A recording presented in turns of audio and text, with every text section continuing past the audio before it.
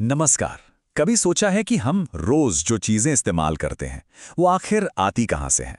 आज हम उद्योगों की उसी दिलचस्प दुनिया में उतरने वाले हैं जो हमारी एवरीडे लाइफ को चलाती है। मतलब सुबह की चाय के बिस्किट से लेकर हमारी गाड़ियों तक सब कुछ एक इंडस्ट्रियल प्रोसेस का ही नतीजा है। तो चलिए इस सफर की शुरुआत करते हैं। अच्छा, तो ये जो टी शर्ट हम पहनते हैं या जो फ़ोन इस्तेमाल करते हैं, ये बनते कैसे हैं? जवाब छिपा है उद्योग शब्द में। और देखिए, उद्योग का मतलब सिर्फ बड़ी-बड़ी फैक्ट्रियां नहीं होता। ये कोई भी इकोनॉमिक एक्टिविटी हो सकती है। इसे समझने के लिए हम 3 हिस्सों में बांट सकते हैं। एक है प्राइमरी, जहां हम सीधे प्रकृति से चीजें लेते हैं, जैसे खेती या माइनिंग। दूसरा है सेकेंडरी, जो उस कच्चे माल को तैयार चीजों में बदलता है। और तीसरा टर्शरी, जो हमें सेवाओं देता है, जैसे बैंकिंग या ट्रांसपोर्ट। है ना दिलचस्प? तो अब जब हम ये समझ गए कि उद्योग क्या है, तो सवाल उठता है कि ये काम कैसे करता है। चाहे वो घर में पापड़ बनाने का काम हो या फिर हवाई जहाज बनाने की फैक्ट्री, असल में ये सब एक बहुत ही सिंपल 3 स्टेप वाले फॉर्मूले पर चलते हैं। और ये फॉर्मूला हर जगह, हर इंडस्ट्री में एक जैसा ही होता है। ठीक है, तो इस 3 स्टेप वाले सिस्टम को जरा और आसान बनाते हैं। पहला है इनपुट, मतलब वो सारी चीजें जो प्रोडक्शन के लिए चाहिए। सोचिए, एक केक बनाना है तो आटा, चीनी, अंडे, ये सब इनपुट हुए। साथ में जमीन, मजदूर और मशीनें भी सब इनपुट है। फिर आता है दूसरा स्टेप, प्रोसेसिंग। यहीं पर सारा जादू होता है। कच्चे माल को बदला जाता है, जैसे केक को बेक करना। और तीसरा आउटपुट, यानी हमारा फाइनल प्रोडक्ट जो इस्तेमाल के लिए तैयार है, हमारा टेस्टी केक।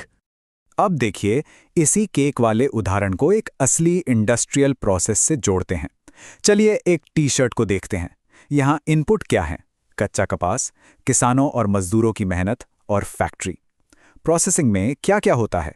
कताई, बुनाई, रंगाई, सिलाई, कितनी सारी क्रियाएं हैं। और आउटपुट, हमारी पसंदीदा टी शर्ट।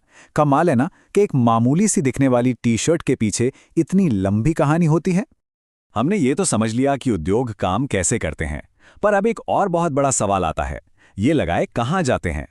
देखिए, किसी भी इंडस्ट्री की कामयाबी के लिए सही जगह का चुनाव करना बहुत ज्यादा जरूरी होता है। तो आइए अब इसके एक और अहम पहलू पर नजर डालते हैं कि ये स्ट्रैटेजिक प्लेसमेंट आखिर काम कैसे करता है। कोई भी इंडस्ट्री यूं ही कहीं भी नहीं लग जाती। ये एक बहुत बहुत सोचा समझा फैसला होता है। कभी सोचा है कि कुछ शहर किसी खास तरह के उद्योग के लिए ही क्यों जाने जाते हैं, जैसे सूरत हीरों के लिए या लुधियाना हौजरी के लिए? वो इसलिए क्योंकि सही जगह चुनना ही किसी भी उद्योग की सफलता की नींव रखता है। यहाँ वो 8 जरूरी बातें हैं जो किसी इंडस्ट्री की लोकेशन तय करती हैं। सोचकर देखिए, अगर कोई स्टील प्लांट कच्चे माल मतलब लौह अयस्क से बहुत दूर बना दिया जाए, तो उसे लाने ले जाने का खर्च कितना बढ़ जाएगा। इसीलिए तो छोटा नागपुर, पठार जैसे इलाकों में स्टील प्लांट स्रोत के पास ही लगाए जाते हैं। वैसे ही जो प्लांट बहुत ज़्यादा बिजली खाते हैं, जैसे एल्यूमिनियम स्मेल्टर, वो पावर सोर्स के करीब होते हैं। और हाँ, पैसा, सस्ते मजदूर, बाजार और अच्छी सड़कें, ये सब भी उतना ही बड़ा रोल निभाते हैं। तो होता क्या है कि सरकारें और प्लानर्स इन सभी बातों को ध्यान में रखकर उद्योगों के लिए बेस्ट जगहें तैयार करते हैं। कभी इंडस्ट्रियल एस्टेट के बारे में सुना है? ये ऐसे एरिया होते हैं जहां पानी, बिजली, बैंक, सड़कें, सारी सुविधाएं एक ही जगह मिल जाती हैं। या फिर स्पेशल इकोनॉमिक जोन्स, मतलब एसईजेड्स, जहां सरकारी इन्वेस्टमेंट खींचने के लिए टैक्स में छूट और सस्ती बिजली जैसे कई फायदे देती हैं। ये सब बस इसलिए ताकि इंडस्ट्रीज कामयाब हो सकें। तो अब तक हम जान चुके हैं कि इंडस्ट्रीज कैसे काम करती हैं और कहाँ लगती हैं। अब चलिए इस सारी जानकारी को थोड़ा ऑर्गेनाइज करते हैं। दुनिया की किसी भी इंडस्ट्री को समझने और अलग अलग कैटेगरी में बांटने के 4 मेन तरीके हैं। आइए अब उन्हें एक एक करके देखते हैं। किसी भी इंडस्ट्री को समझने के लिए हम ये 4 अलग अलग चश्मे इस्तेमाल कर सकते हैं। पहला, उसका साइज कितना बड़ा है। दूसरा, वो कच्चा माल कौन सा इस्तेमाल करता है।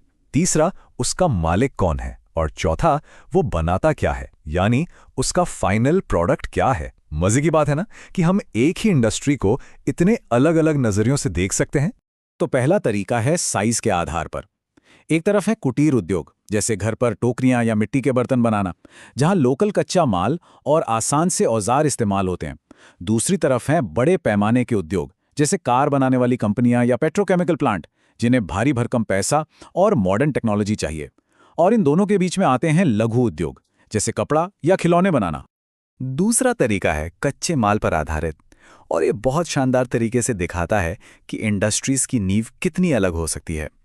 एक तरफ है कृषि आधारित उद्योग, जैसे ब्रिटानिया, जो बिस्किट और ब्रेड बनाने के लिए पूरी तरह से खेतों की उपज पर निर्भर हैं। वहीं दूसरी तरफ है खनिज आधारित उद्योग, जैसे टाटा स्टील, जो स्टील बनाने के लिए जमीन से निकाले गए खनिजों जैसे लौह अयस्क का इस्तेमाल करते हैं। पर कच्चे माल की दुनिया यहीं खत्म नहीं होती। इसमें मरीन बेस्ड इंडस्ट्रीज भी हैं, जो मछली पकड़ने और उसे पैक करने का काम करती हैं। पैस्टोरल बेस्ड इंडस्ट्रीज हैं, जो हमें दूध और ऊन देती हैं। और फॉरेस्ट बेस्ड इंडस्ट्रीज, जो हमें कागज और फर्नीचर जैसी चीजें देती हैं। कभी सोचा है कि हमारे घर में कितनी चीजें इन अलग अलग तरह की इंडस्ट्रीज से आती हैं? चलिए अब तीसरे क्लासिफिकेशन पर चलते हैं, ओनरशिप। मतलब इंडस्ट्री को चलाता कौन है और फायदे नुकसान का रिस्क कौन उठाता है। प्राइवेट सेक्टर में एक टाटा या रिलायंस जैसे ग्रुप्स आते हैं। पब्लिक सेक्टर में सरकार का कंट्रोल होता है, जैसे सेल। जॉइंट सेक्टर में सरकार और प्राइवेट कंपनियां मिलकर काम करती हैं, जैसे मारुति उद्योग। और कोऑपरेटिव सेक्टर, जहां प्रोड्यूसर्स का ग्रुप ही मालिक होता है, जिसका सबसे बड़ा उदाहरण है अमूल। और हाँ, एमएनसीज जैसे कोका कोला, जो कई देशों में काम करती हैं। कमाल है कि इंडस्ट्रीज की ओनरशिप के भी कितने अलग अलग तरीके हो सकते हैं। और हमारा आखिरी तरीका है फाइनल प्रोडक्ट पर आधारित। यहाँ दो मेन कैटेगरीज हैं।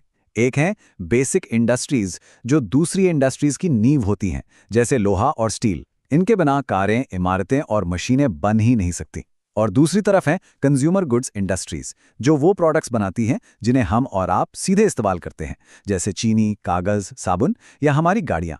तो अब तक हमने इंडस्ट्रीज के अलग अलग पहलुओं को एक एक करके समझा है।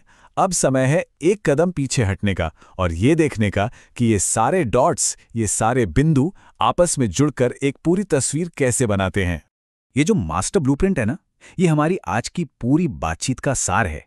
ये दिखाता है कि कैसे एक simple input output system, location तय करने वाले मुश्किल फैक्टर्स और अलग अलग तरह के क्लासिफिकेशंस, सब कुछ आपस में जुड़ा हुआ है।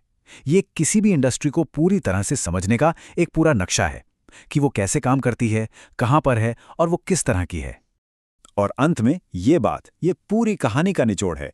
एक छोटे से गांव के कारीगर से लेकर दुनिया की सबसे बड़ी कंपनियों तक, हर कोई इसी बैलेंस पर टिका है। यही सारी इंडस्ट्रीज मिलकर हमारी दुनिया को आकार देती हैं और धरती के संसाधनों को इंसानी तरक्की में बदलती हैं। वाकई ये अद्भुत है। और हम आपको इसी एक बड़े सवाल के साथ छोड़े जाते हैं।